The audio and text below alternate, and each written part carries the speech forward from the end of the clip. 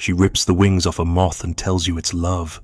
You sit still, not because you're strong, not because you're kind, but because you know somewhere under her voice, behind the mascara of tears, inside the echo of, "I didn't mean," it is the exact place your mother once blinked and said nothing. You do not fight, you do not fix. You watch her scream like a house without walls, hoping you'll patch her storm with your silence. And you do, because it is not a game. It is a ritual, and if you flinch, she wins. She drags chaos like a bridal veil and dares you to stay clean. But calmness is cruelty when she's drowning in her own flood, and cruelty is the only mirror she trusts. If this whisper already knows, you let it echo. Like the video. Leave your shadow in the comments. Subscribe, and stay near the silence. You didn't cause the test. You were just the nearest mirror when she shattered, and you still are. When you show no emotion, she sees not safety, but punishment wrapped in stillness. She asked you if you loved her, and you blinked too slowly. That was the beginning. Not the words, never. The words, but the space between them. She watches silence the way a prisoner watches for keys. Every second you don't flinch becomes a verdict. She cannot touch your calm without seeing a scaffold in it. She cannot hear your still voice without remembering how her father smiled when he said nothing at all. You didn't raise your voice. That was your crime. You didn't chase her down the hallway, didn't break the plates she threw, didn't scream to match her octave. You stood there like a ghost she couldn't exorcise, and it drove her mad. Because madness loves a reaction. It feeds on friction. Without it, her chaos floats, untethered, begging gravity for an anchor. You refused, and so she crowned you executioner. She needs your rage to believe you care. Your calm is too symmetrical, too bloodless. It reminds her of the therapist who nodded while she bled, of the boyfriend who walked out without slamming the door, of the mother who never interrupted, not even once. You look at her like you're watching something die. That is what she sees. Not peace, not patience, not strength. Death. When you don't react, she has no map, no coordinates, no wind to push against. She is left in the drift of her own performance, waiting for the director to yell, "Cut!" But no one does, not even you. And in that absence, she becomes grotesque an actress rehearsing heartbreak for an audience that does not clap. You sit with your hands folded. She becomes a woman unraveling in front of furniture. Your calmness is not compassion to her. It is a refusal, a rejection of the ritual she knows best. She was taught to pull love from the mouth of chaos, to scream until someone screamed louder. Her father taught her that silence meant the worst was still coming. Her first lover taught her that calm was the mask he wore before he left. Every time you pause, every time you speak in that careful tone, she does not hear care. She hears distance, and distance feels like death.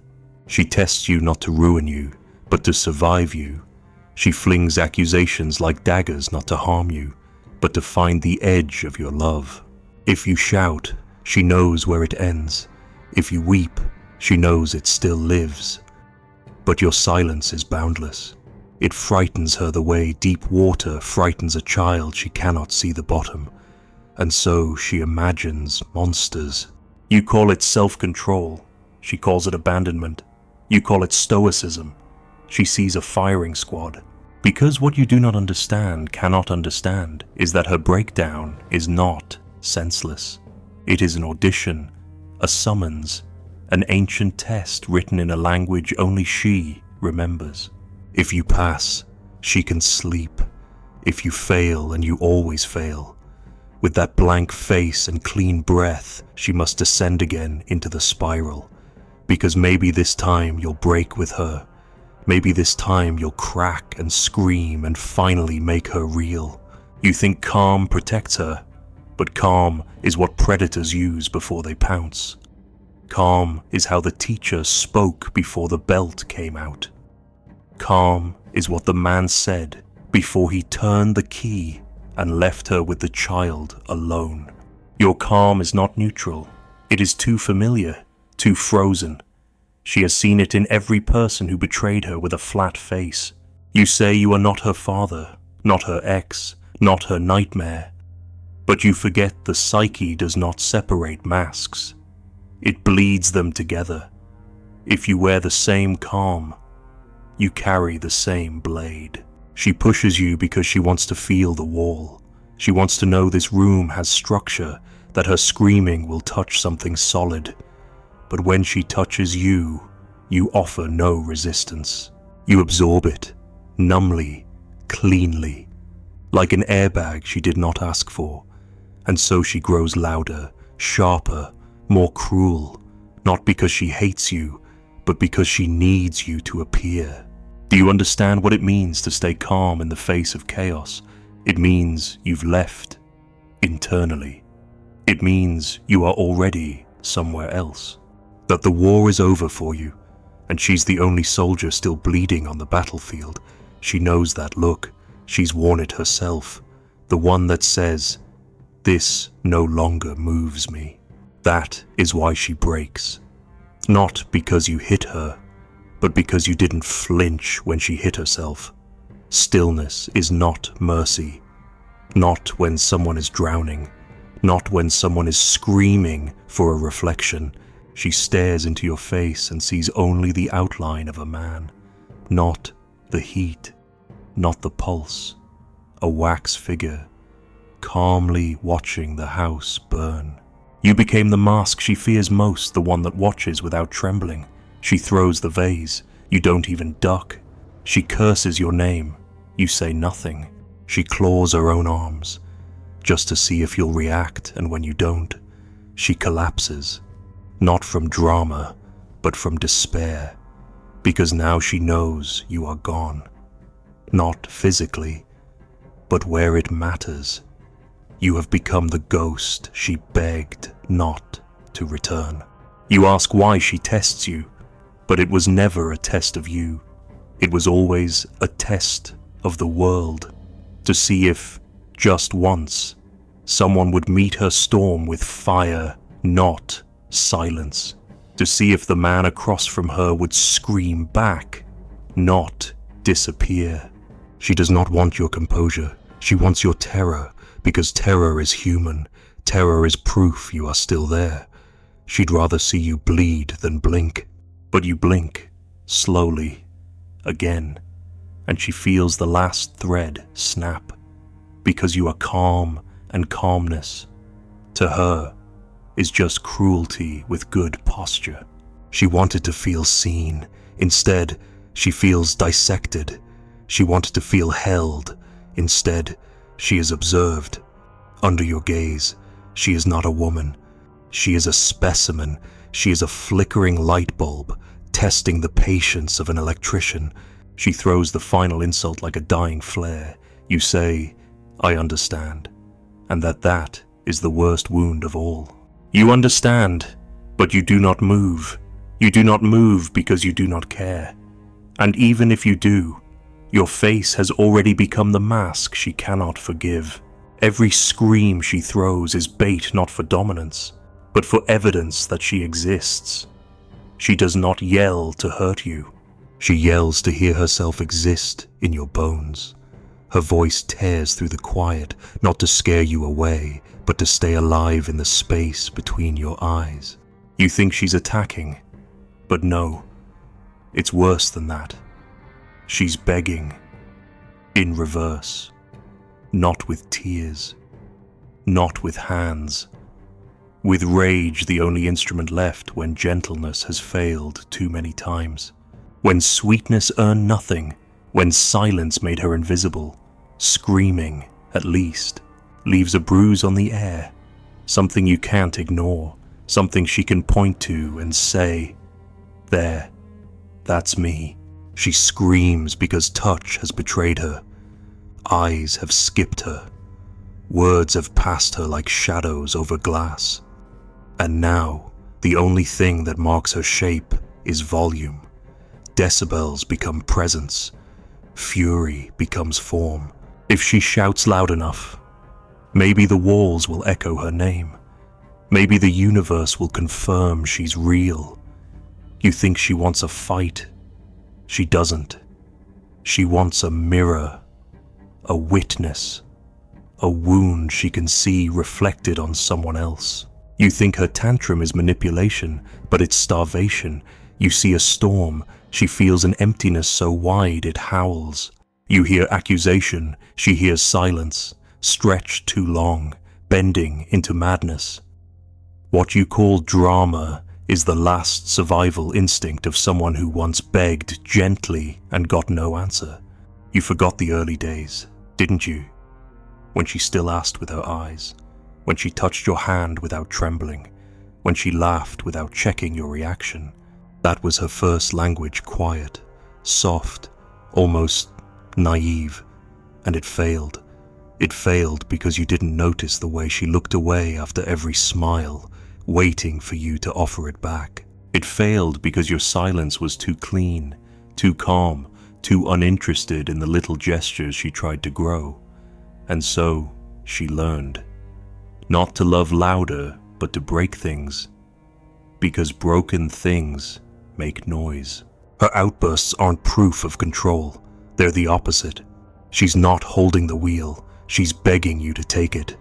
Every insult, every shove, every desperate escalation is a flare, a siren, a howl in the dark, because she believes wrongly, terribly, that if you finally lose control too, then maybe you're with her. Maybe you're inside the fire. Maybe you see her. Finally. Maybe you're not just watching her drown from the shore. She never wanted to become this. You know that somewhere. She wanted to be soft. She wanted to be held like something delicate, not like a bomb. But life trained her differently. Life showed her that attention only arrives after destruction, that affection only follows catastrophe, that men only lean in once she's turned red with rage or white with grief. So now, when she raises her voice, she's not trying to win, she's trying not to disappear.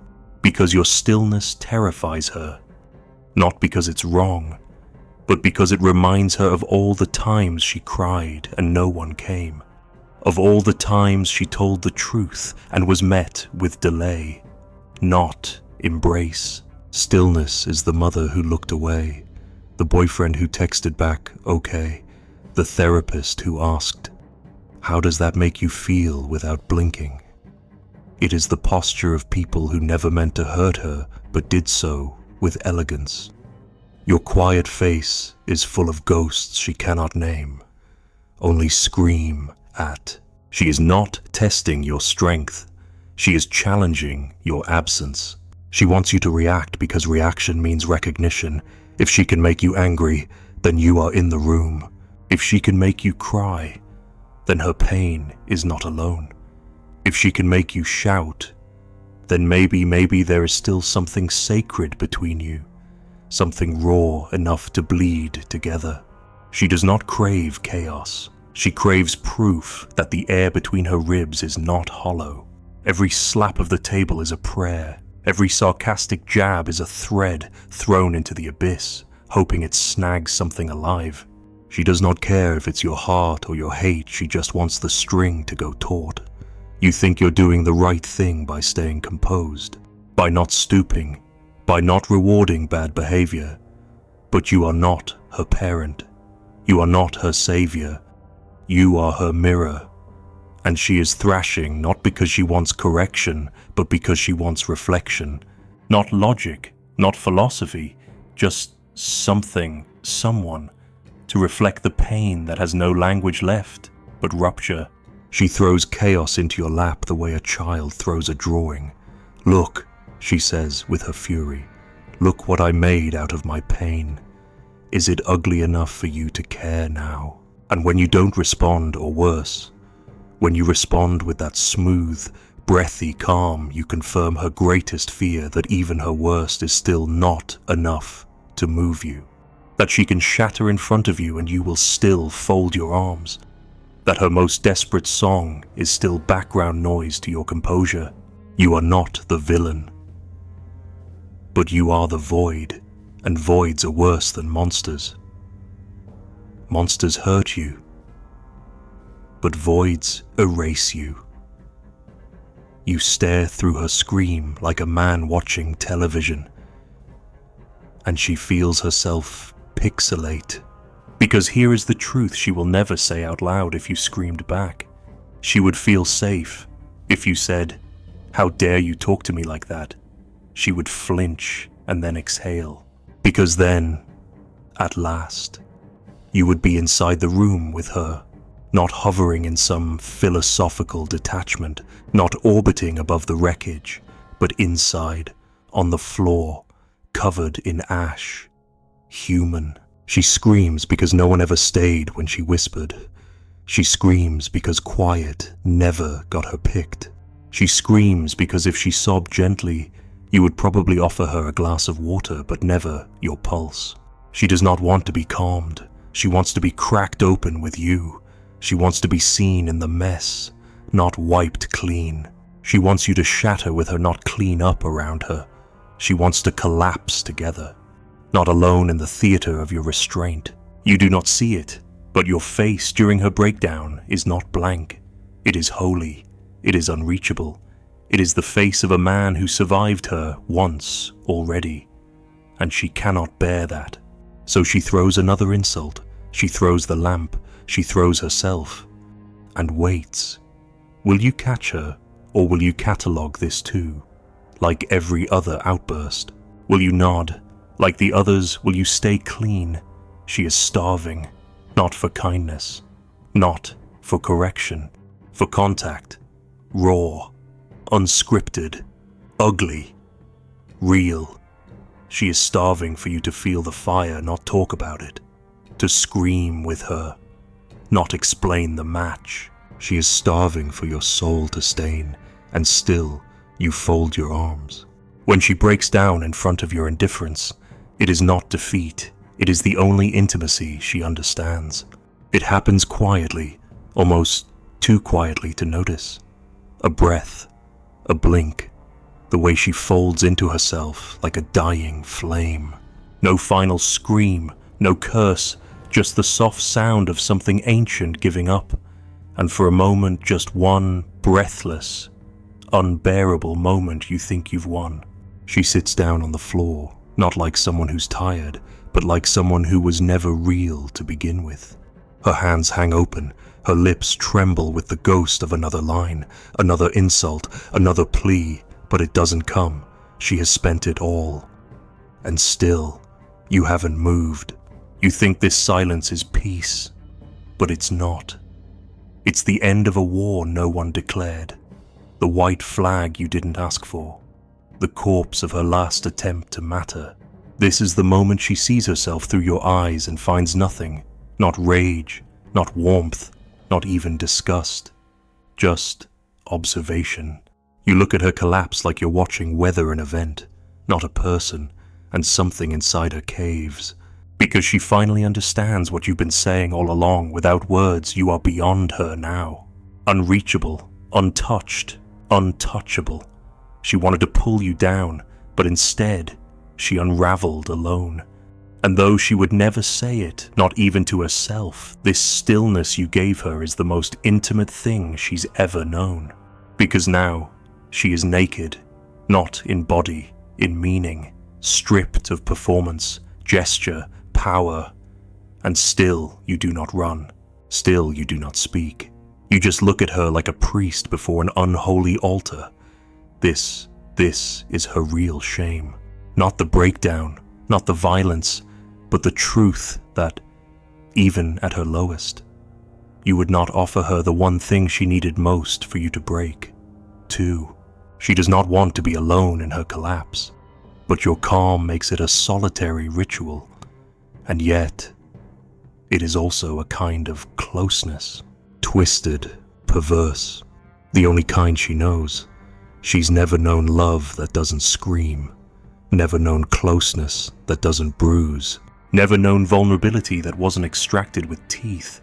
And now, you've given her a different mirror, one where she is not punished, not pitied, not kissed, not praised, just seen, fully, quietly. And something inside her breaks in a new way. It is not rage anymore. It is grief. Grief for the person she thought she could become with you. Grief for the version of herself that could be soft without fear. Grief for the last illusion that maybe, if she just shouted the right words in the right tone, you'd descend into the fire and meet her there. But you didn't. And now, she is burning alone. And from within that fire, she finally sees you for what you are. Not a fortress, not a ghost, but a mirror too still to love. She clutches her knees. She says nothing. You think she's calming down, but she's not. She's dissolving. She's rearranging herself around the silence, like a prisoner decorating the cell. You think this is healing. It's not. It's adaptation. Her breakdown was her last act of truth. And now that it's failed, she is learning to lie better, to make her voice lighter, her smile sweeter, her anger silent. She is not surrendering. She is rearming, because now she knows your calm is invincible, and she will never be allowed to disturb it again. This is why the collapse feels like victory to you. But it's a funeral for her. You stand over her like a man who survived a flood, but you never touched the water. She drowned, and you stayed dry. And yet, in this twisted exchange, she feels closer to you than ever, because now, finally, she understands the rules. She will not test again. She will not scream. She will become the kind of silence you cannot detect, the kind that loves politely, speaks when spoken to, and dies privately. You will miss her chaos. You don't know that yet, but you will. You will miss the way she shook the air, the way her eyes burned when she demanded to be seen. You will miss the violence, not because it was good, but because it was alive, because now what she gives you will be nothing. Smooth, sweet nothing. The way silence is sweet after the last bell of a funeral. And you will call it peace. You will tell your friends she's changed, that things are calm now, that love has returned. But you will not realize that the woman beside you is a ghost, that you exorcised her fire, not with cruelty, but with composure, that she folded not because she was weak, but because your silence was louder than any scream she could offer. She wears her new mask well. She thanks you when you're distant. She nods when you forget her. She laughs at your jokes and never makes you bleed. She is the perfect partner. And you, who once longed for less noise, now sit in a house where even echoes are ashamed to live. This is the price of your victory. You think staying calm kept you safe, but it kept you alone. You think her collapse was surrender, but it was an invitation declined. She offered you the rawest part of herself, even if it was covered in thorns, and you offered her marble. Now, she understands what love means in your world. It means swallowing noise. It means dying gently. It means crying without sound. It means collapsing in a way that doesn't inconvenience you. And somehow, this still feels like connection to her, because she has known nothing else. Because even the coldest mirrors reflect light. Because being seen even as broken is better than being unseen. So when she lies beside you, you feel her body soften. You call it peace. But her stillness is not trust. It is detachment. A woman folded into her final shape. A flame trained not to flicker. And yet, she touches your hand. She touches your hand not because she forgives, but because touch is the only thing left that makes her feel human. You think this is healing, that the war is over, but it's not. The war is inside her now. She will never ask again, not with voice, not with fury, not even with eyes. She learned, you taught her, calm wins. And in the deepest part of her, she will always hate you for that. Not because you were cruel, but because you were too untouched to love her as she was. And now, she is gone. Still here, yes, still smiling, still laughing when appropriate, but gone. And you will never know when it happened, or how. Only that one day, she stopped testing, and the silence that followed was permanent. She places the coffee cup gently on the table, the same way she placed her final scream carefully, so it wouldn't spill. You thank her for being understanding. She nods like a statue that has finally accepted the weather.